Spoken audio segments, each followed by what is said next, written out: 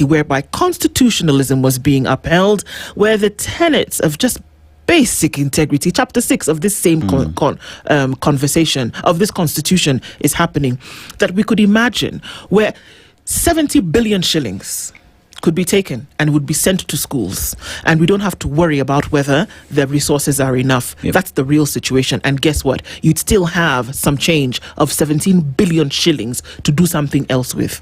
Yep. 24 billion shillings is the amount of money. Is it? No. What is 24 times 800,000? 24 times 800,000. Yeah. I don't know how much money that is. Yeah. My calculator. Anyway. Will your calculator do it for us Let's try. quick? 20? 24 times 800,000. Let me use this big machine here. The big machine 24? can do something. Times 800,000.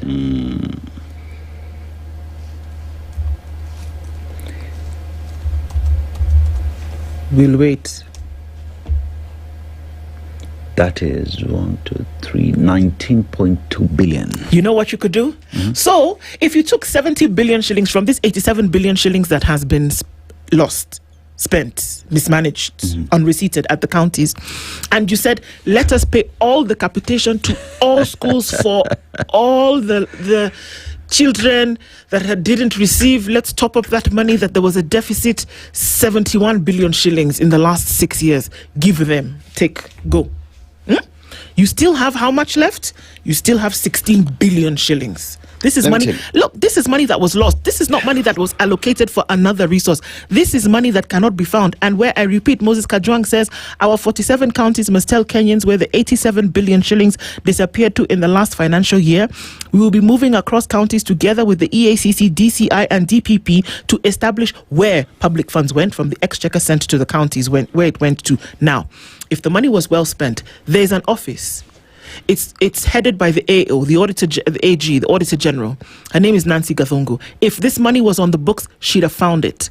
This has come from where she said this money is missing. Now, please hear me out, Aseto.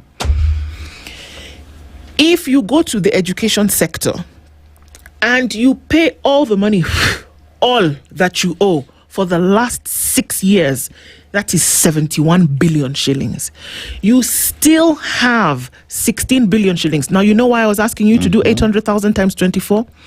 That's the money that the NMS spent to build 24 medical centers in Nairobi under the time of the NMS.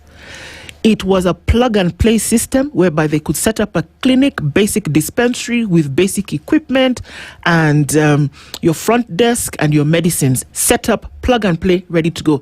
800,000 bucks. 24 of them around the city. So you know what you could do? Yeah? In half the counties in Kenya, with 16 billion shillings, you can have one new medical center. This is all still within the 87 billion shillings that they don't chop Karigo. You see, we'll sit here and talk about devolution. In fact, that amount is not 19.2, it's 19.2 million. Okay. Sorry, 19.2 million. Now, when you look at devolution, as it were, and the corruption levels that we see in the counties, it is disturbing. It is disturbing because when we talk about 87 billion shillings that is lost, there's equally 190 billion. There is 179 billion shillings that also does exist in terms of pending bills. And why do I bring up this conversation of pending bills?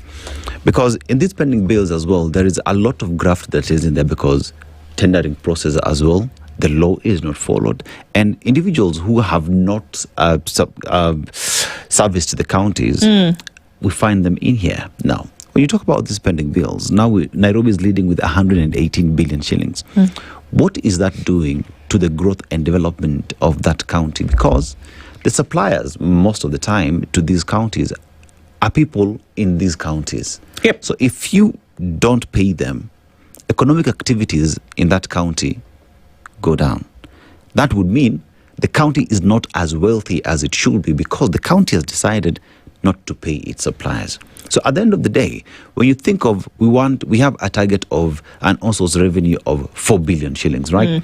How are you getting 4 billion shillings when you have suppliers who gave you services, goods and services worth 118 billion shillings that you've not paid? That means their businesses are struggling. There's a high possibility that those people they have employed will have to go back home because this man cannot run his business. So at the end of the day, we are here glossing of counties are working. But if you go deeper into the fact is that these 4 billion shillings that Nairobi perhaps is supposed to collect would collect more if you paid your people and they did their businesses, encourage other people to get into business, and you continue generating money to a point where counties perhaps, if well managed, does not even need this money that comes from the exchequer, because they will be having an on-source revenue that is able to run their affairs very well. So when you talk about devolution, we talk about constitutionalism, we talk about constitution at 16. There are glaring gaps that do exist, and when we say corruption was devolved, that right there is where we at. 87 billion shillings is lost. 179 billion shillings in pending bills. Now, put those together and imagine if that money was put into proper use. There is something called a CIDP, the County Integration Development Plan. County Integration Development Plan, yes. And they sit after every 5 years and they say, okay, this is what we are going to do. This is how we're going to spend the money. These are the projects that we're going to embark on. And this then is who we're going to invite, whether you're going to bid or whether you're going to give the work to departments within the county. All right? Whether it's a national government project and you're going to piggyback on theirs, or you're going to buddy up with national government to get things done. This is all according to the Constitution. This is what you're supposed to do within the tenets of devolution. So why is it so difficult to actually get the job done? I don't understand why. Because of the fact that you have a plan, you have a budget. So these pending bills, just take Nairobi. I don't even think Nairobi should be a county. I don't think that Nairobi needs to share county status plus capital status plus center of power status. I don't think that I think it is too much of it's too big. It's too big to have that done. But that's a whole conversation altogether. These are some of the conversations where people are saying that where there should be amendments to the conversation is things like this. Nairobi, should it be a county or should it be a governing territory, kind of like what other countries have done? Pretoria, Johannesburg. Dodoma, Dar es Salaam, Lagos, Abuja, Washington, DC, and moved from New York. I mean, it's across board. What do you need a territory? Now, those are the constitutional amendments that people talk about, whereby you see now that you can handle things better.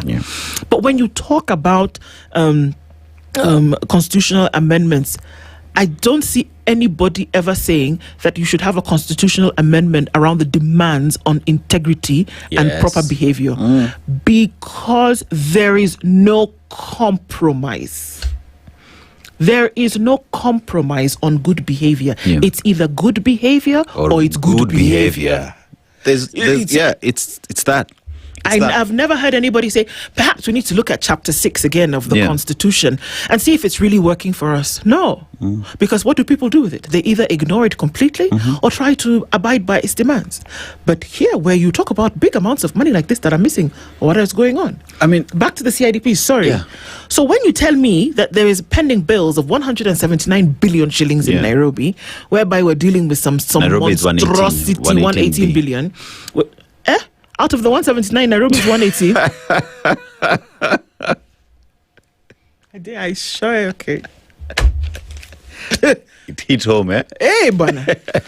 So, when you have a CIDP, what exactly were you planning? So when the money came, because a pending bill means that work has been done, but you've not paid the person. Yes.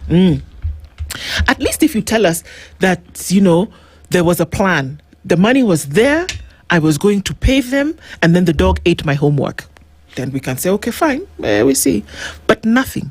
Not a peep, not a tinkle from anybody about where this money goes. When you ask, they say, what we're going to do is that we're going to install a committee to verify. Can I mess it up for you even better? No.